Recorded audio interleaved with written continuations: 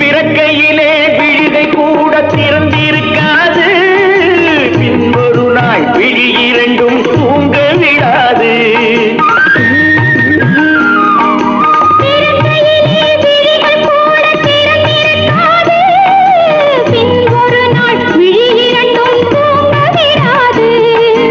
ஆணும் பெண்ணும் மண்ணில் வைத்தார், ஆசை ஒன்றை கண்ணில் வைத்தார்.